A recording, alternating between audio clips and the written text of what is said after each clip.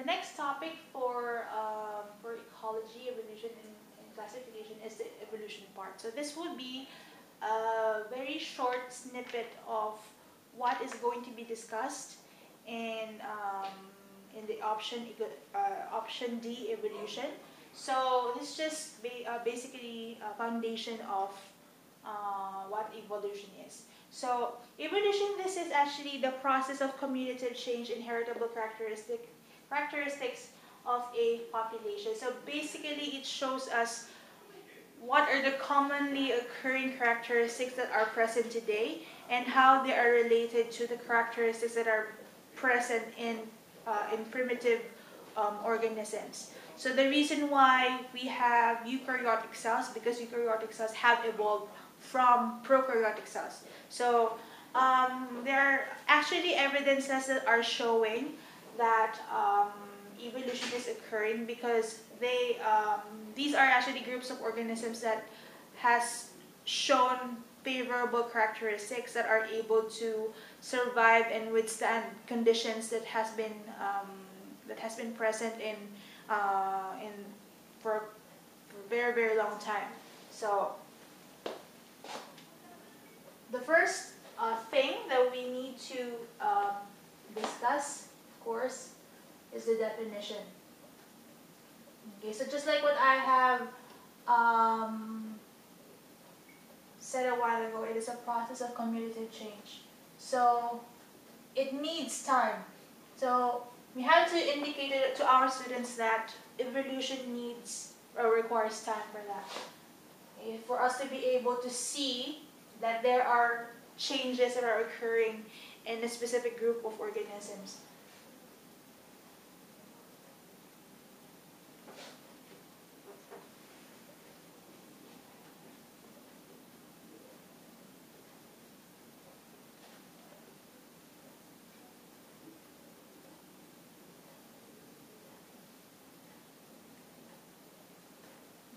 So once we have defined the definition, okay, we have to discuss the evidences for evolution.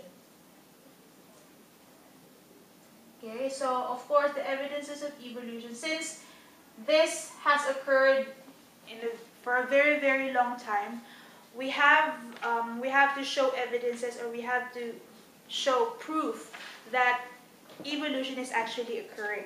So the only proof that we can show are only physical proofs, such as fossils. Okay, so fossils. Of course, fossils, there are actually imprints of organisms that has been trapped in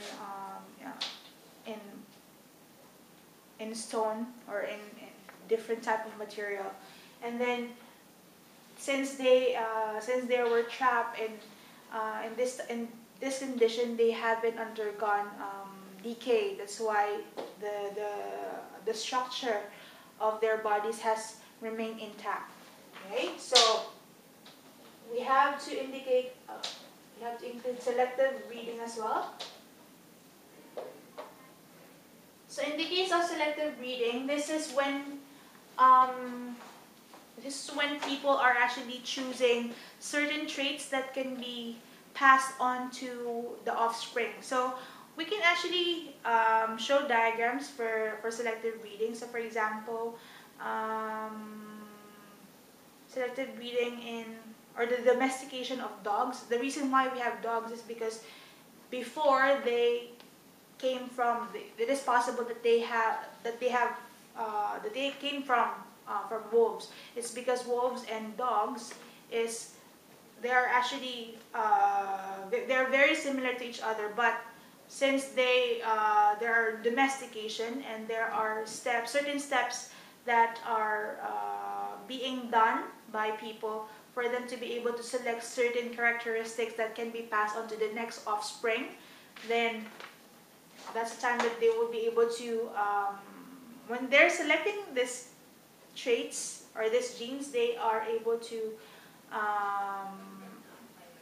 benefit because they see that this trait is benefiting for the group of organisms. For example, we have the capability of wolves to um, to contract smells for for long for, for long distance. So since it's a good trait for dogs to have, then therefore they are able to breed organisms of wolves that can be that has these traits, and therefore um, when they have taken this trait to another offspring, then it's actually heightened. That trait or that gene is heightened for this group of organisms. So another evidence for evolution is homologous structures. So in the case of homologous structures, these are structures present in organisms, specifically vertebrates, that whenever they share the same structure. For example, the having the pentadactyl limb, the arrangement of the pentadactyl limb shows that in mammals, specifically in mammals, the limb of a primate is actually the same as the limb of another mammal, such as like horses, so a group of horses. So it's just that even if they are being used in a different function, their structure is still the same. So we have the homologous structure. So the next area that we need to discuss under evolution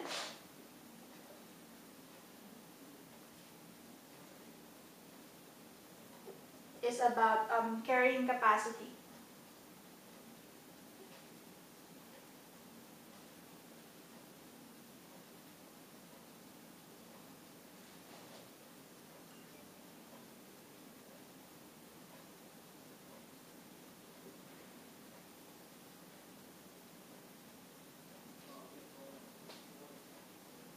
So the carrying capacity is basically a total or a maximum number of individuals that the environment can sustain. So it says here more offsprings are being produced more than the environment can support. So naturally, more and more offsprings are being produced by organisms that cannot be really supported by the environment or by the ecosystem. So this phenomenon or this event is actually resulting to competition. So if there are more and more organisms being produced and resources, the resources are decreasing, then therefore these organisms will end up competition. So more or less, if there is competition, this would actually level off the population. So the next area that we need to discuss is the consequence of overpopulation.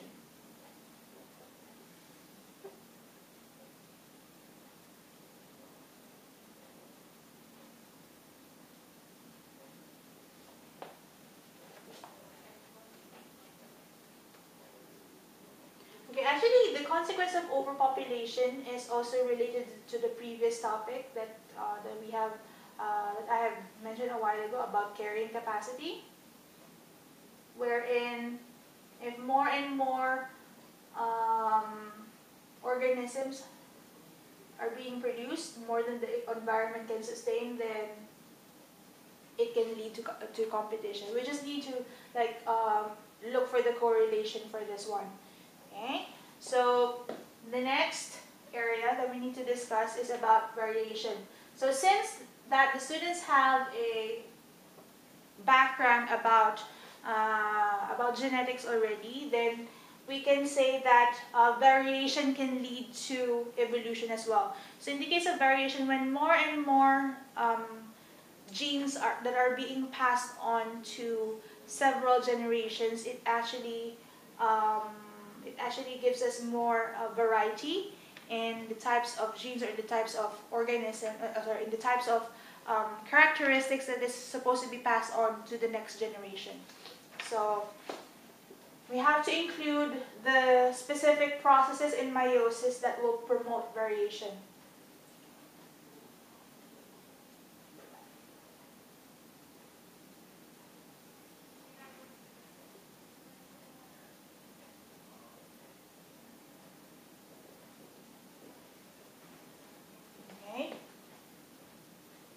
So, of course, evolution, okay, will not be evolution if we are not able to discuss about natural selection. Okay, so this area, this is a topic or a concept that we need to discuss about to our students, because in the case of natural selection, we can always revert to the survival, to the adage, survival of the fittest. Okay, of course, if the organism has a more favorable characteristics that would enable this organism to withstand or to survive in a certain condition, then this characteristic or this trait would be considered as a desirable trait, and it is possible that this trait will be transferred or that will be inherited by the offsprings. Okay, so of course, the weaker the characteristics are, then they're most likely going to be selected, or they're going to be, sorry, not really selected, but they're going to face death in that sense. So okay, we have to give examples as well, so that students would be able to like see the essence of natural selection. So lastly, now we need to discuss under evolution is the antibiotic resistance of bacteria. Okay, so we just need to discuss the significance of the antibiotic resistant gene that is being produced by a bacterium, which enables the bacterium to resist any enzyme that actually kills it. Okay, so whenever a specific group of bacterium has this gene, then this antibiotic resistant gene will be passed on to the next generation. Okay, so it is actually an example of, or an evidence for evolution.